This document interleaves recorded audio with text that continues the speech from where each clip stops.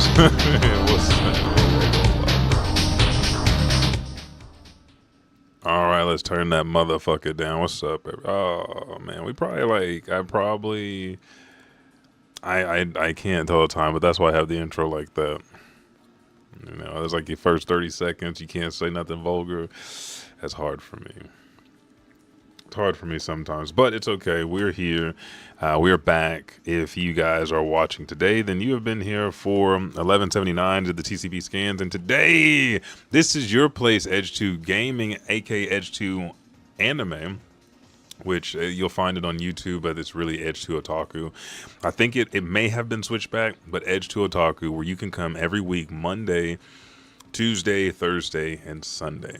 Pretty religiously. Sunday is when the official Soisha or Shonen Jump release of One Piece drops. Monday to Tuesday is typically brief spoilers. Tuesday to Wednesday is full spoilers. Thursday are the Tcbscans.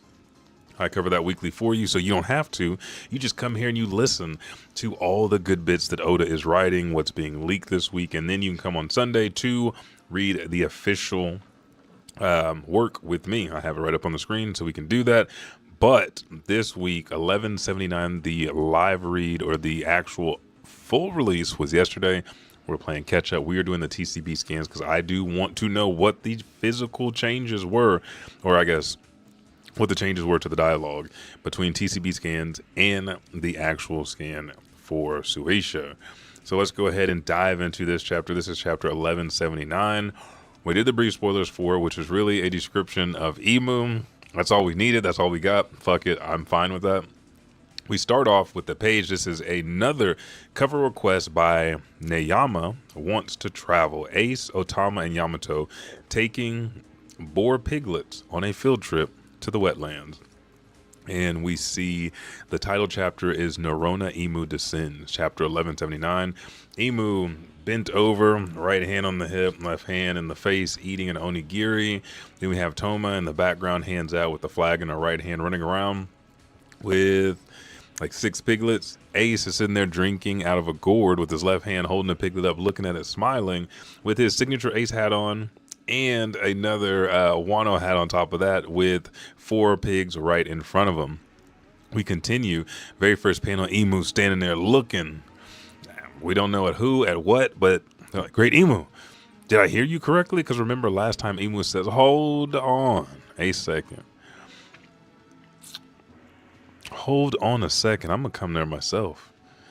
And then like, what's Emu planning? And then we pan to the outside of the Holy Land, Mary Joie, the room of authority. We see the 4 Gorosei are sitting in there. There is no Garling. And we hear, surely you don't intend to actually visit Elbaph yourself. They're talking to Emu. And I think this is Saturn. Or Marcus Mars says, please reconsider for you to descend to the lower realm. And then we see Garland coming in.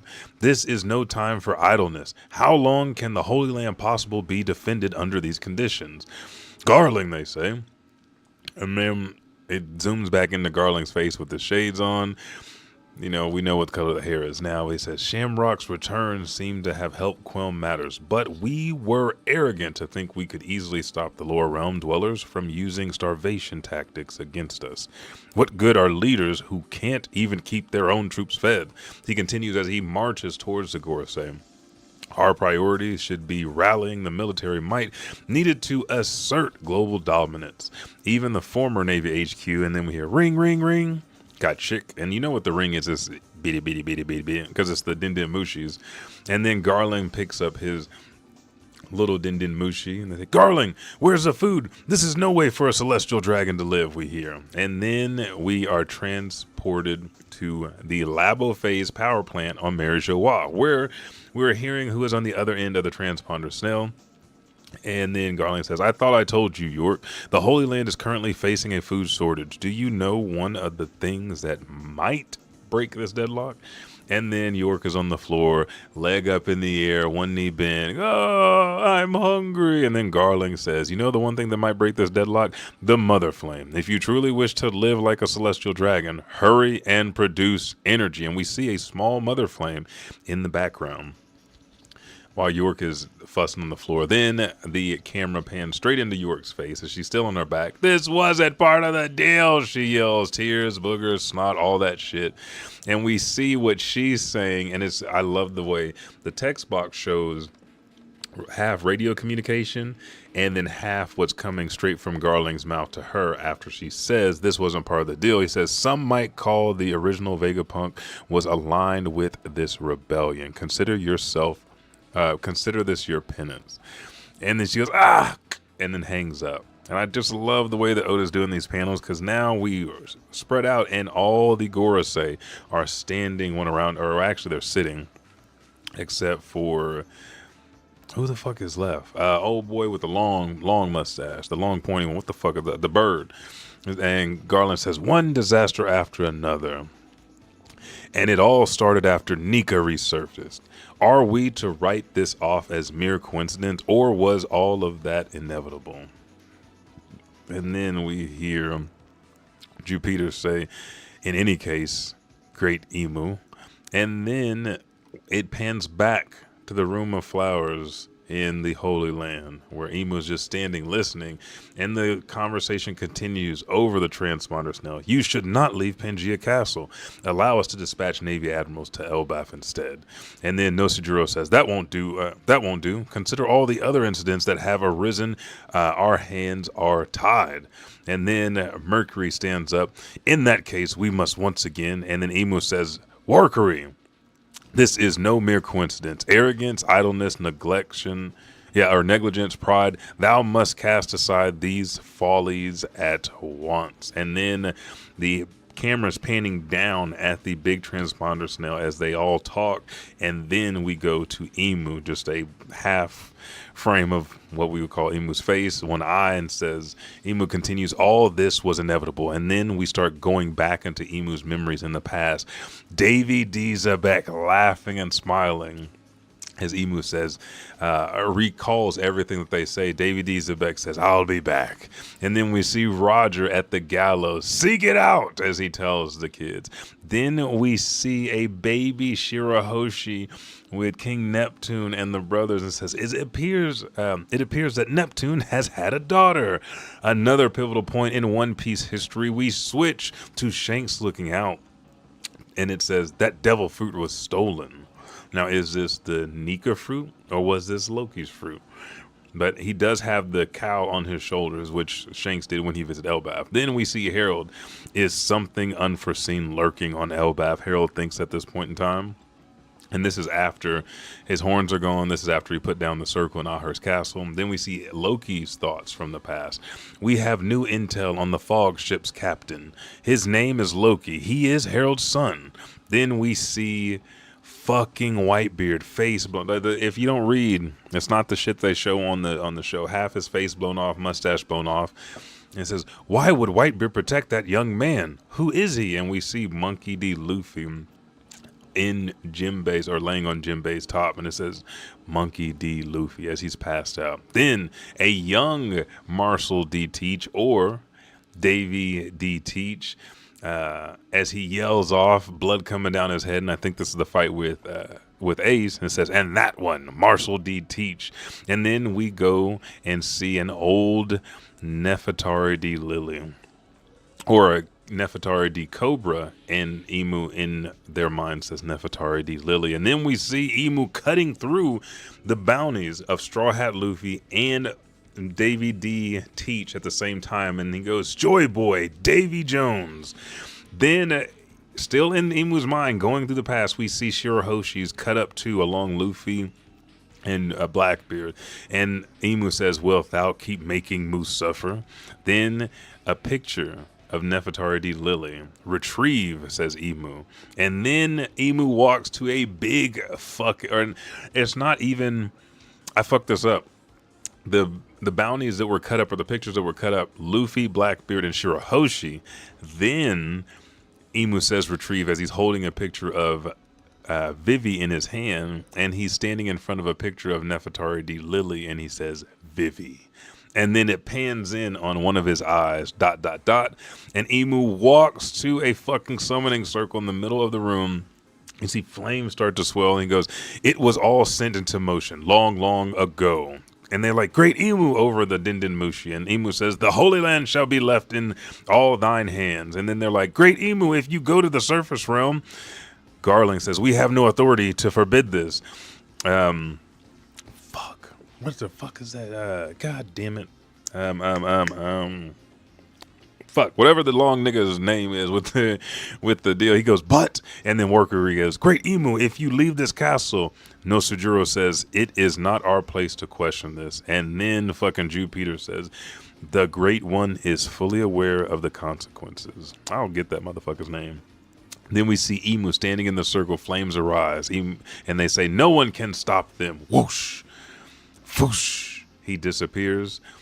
We see the summoning circle with Emu gone. Then we see outside of Mirajoa. Then we see the cliffs of the Red Line. Then Elbaph, the New World. Hyruden, Stanson, someone yells. West Village, Realm of the Sun. And we see it is Gerd, I do believe, running up to Hyruden. Goldberg in the background and Stanson behind, and she goes, "Check it out. One of the demons was trying to put himself back together again. So I," and then you hear, "God, screw you. Don't you dare mess with me." He's still alive in that state, Hyruden says. And she goes, "Look," and she's holding top and bottom halves of Saint Somers. Gerd says, "Look, it's like a magnet freak." And as she gets him closer, he starts to stick back together, but she peels him back apart. And then Somers says, "You're the real freak," as he yells and his head's being squished. She says, "They call you Gerd. I'll remember that. I swear I'm going to give you a gruesome death." And as he's holding in his palm Zoro, Goldberg walks up and says, "I think you should take a look at this too, Deshu." And then we hear thump thump. Oh, I thought it was Zoro. If we look even closer, it is fucking Saint Somers' heart. Then we see Zoro sitting on Hyruden's shoulder looking, and then they zoom in and it says a still heart. Zoro goes, "I wonder if I destroy this, would he still be able to patch himself up?" And Somers goes, "Gasp," and looks off to the side, face blackened out in terror. And then we transport over to near the Walber School, where we see some of the Straw Hats. We see Brooke, Usopp, also Frankie and Jinbei. And then we hear, "Hang in there, Usopp, Brooke." And then Frankie goes, "All your bones are busted. Want me to turn you guys into cyborg?" And they start to panic. And then Jinbei turns around and says, "Where's Chopper? We need a real doctor. You work on the ship. Frankie, just leave him alone." Then we see fucking Sanji, who was hung, St. Killingham's body parts in 3 sections, upper body, lower body, and head, into a tree. And Killingham with the rope in his mouth. "I won't forgive you. Forget your name, Sanji. You better remember mine." And then Sanji goes, "Oh, I already forgot it." As he's smoking a cigarette and smoke trails off to the left. As it does, we shift our view and we see a chunk of ice. In that chunk of ice, we zoom in and Gunko has fallen backwards and is stuck. Then we see our 2 Nikas. Someone froze the school. Not quite. Its thermal energy was absorbed, is what we hear. And that is Loki talking to Vegapunk. Loki sits down and he's like, "Well, this was a bust. All the school's lunch supplies are rock solid and tasteless now." And then Luffy goes, "Food. We should give some to Usopp and the others." And Loki goes, "Focus on getting yourself back to normal first." Luffy is all, not even really old, just all wrinkly, because it's not gray hair, as he's black haired, he's all deflated, no power. You know how it happens after Gear 5. And then he goes, "Loki, that person you froze earlier, are they dead?" And Loki's pointing as he eats, and he says, "It was a flash freeze, so they won't die, but they can only be thawed out by Ragnar here. They won't be able to escape at any rate, so don't sweat it." And then Ragnar squeaks as Ragnar's eating in front of Luffy. Then we see Nami standing. Zeus is reigning over a large portion of Elbaph, as big as he can get, and Nami's like, "Huh? What?" And then we fucking see goddamn HAKI explode in front of Ahur's castle. The biggest fucking HAKI explosion that we've seen. If you want to think about something current, Deku ending My Hero Academia. That punch, that beam of light that goes up to the air, it's that fucking big, just black Hawk. And she goes, Kya! She leans back in shock, in fear. Then we see from Rest Village, giants are looking up. What in the world is that? That black smoke looks weird. And then, boom, boom, boom, 3 more pop up. Everybody is screaming as these black deals of smoke, these black pillars with flames are going to the sky. And then, look at the sky, pointing right next to Stanson. Stanson is staring into the sky. We see an fucking huge abyssal circle form, covering all of Ahur's castle and the surrounding area. And is that a magic circle, they say? And then Nami says, everyone, come here quick. Frankie's running. What is that rumbling? And then we hear, then Sanji kicking his heels out, hands up. He said, I'm right here. I'm right by your side, Nami Swan. And then we hear zoom, zoom, and a little bit of music, which if we're going to go, if this is the music for Emu, okay, 2 sides of the same coin. Your 2 Nikas are Luffy and Emu, because Emu starts to come zoom, zoom, and it's in music notes. And then they start to hear some music that lions are like, huh? Dororaron, Dororaron. The houses start to turn black, and the top half, there's teeth. The bottom half looks like a mouth, and the giants are, what's going on with the houses? What? The houses are? What the heck is the dream? Is this a dream? Rah, rah, the houses are smiling, going back and forth, tongues hanging out of their mouths, looking like monsters. Dororo, Dororo, cough, doom, doom. All these sounds are music of evil from Emu's presence. We see this circle encapsulating everything. The trees have come to life. The forest trees too. Is this another one of their abilities? Dororara, da da da, da da da, dororara. A big ass piece of Haki, lightning shoots into the castle, out the castle, all the way around, flames out the ass. Then we see everyone blocking. The kids are immediately knocked out by the Haki. Giants are holding themselves back as they're being pushed back by the force of the Haki. Hiruden is running forward, catching the kids with Gerd, with Goldberg. Chopper, I don't even know how he got to fucking Zoro, because he was with Kashi and Kaban sitting on the side of the cliff looking. Zoro was on Hiruden's shoulder. And then Zoro goes, that's Conqueror's Haki. Then we see Loki with Luffy on his shoulder, still hungry, saying, it's coming from the castle. Hey, isn't this the same Haki from before? And Luffy looks. Then we shift outside castle interior. Then we go into the throne room and Emu's there. Huffing, puffing, coughing in the middle of the circle, flames in the room, and then splat. Something black on the floor. Could be blood. Emu's shaking. There's a palm on the floor shaking. And then I think it is ink. I think it is the cloak coming off of Emu, because wings start to come out the back. The head tilts down. The long ass crown is there. Bzz, bzz, bzz. We see Haki buzzing. Top of Ahur's castle blows the fuck up. Chief Gerald and Dorian Broggie like, who is that? And then we see the clouds fucking part like a big ass Haki clash, circle in the sky. We see the fucking evil houses and trees are smiling maniacally, looking up, and then Saint Killingham, the Great One, with still tied to the tree. Saint Somers, don't tell me he came here in person. And then we see some figure surrounded by a little black cloud sitting on top of the castle. Look, there's someone on the castle's spire. And then we get a text box as we zoom in, legs crossed. And this is like a mix of One Piece mixed with Soul Eater. No shit. World Government Creator. One of the first 20. Ability, Devil's Fruit. First of the world, Saint Nerona Emu. And what we find out is that splat was blood coming out of Emu's mouth, black nails, brown skin, white hair, white tattoos, eye on the back of his hand, line going up to this finger. Fucking, it looks like this motherfucker got a pirate cape as his cloak, but he does have Instead of clouds, it's a row of eyes, almost similar to what Black Clover did when we went to basically Konoha in Black Clover.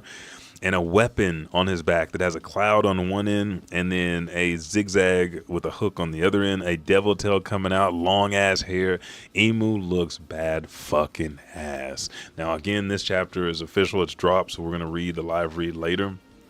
There's no reason to fucking speculate. We heard the words. We know what's going on. Emu's back. This is a emu heavy chapter. I will have all 5 Goras say names when we come back from this bitch.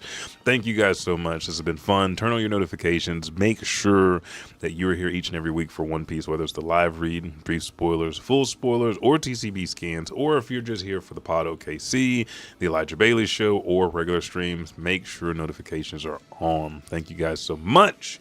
I'm Elijah 5000. I will check you in the next one. I have 2 more. We have 1175 and 1179, the official reads, to try to get caught back up. So when 1180 drops and Emu finally puts boots to Emu's about to, I feel like Emu's going to zoom to where the most trouble is. Kind of like Goku did when Nappa and Vegeta got here. He going to run past him.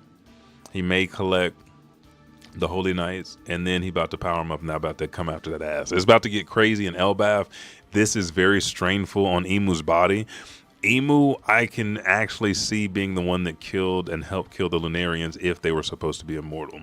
I'm just saying. But after we do the official read, we'll make speculations, predictions, and theories for 1180. I'm Elijah 5000. This is Edge 2 Otaku, Edge 2 Gaming. Thank you guys so much. You guys have a good night, and I will see you in the next one. Peace.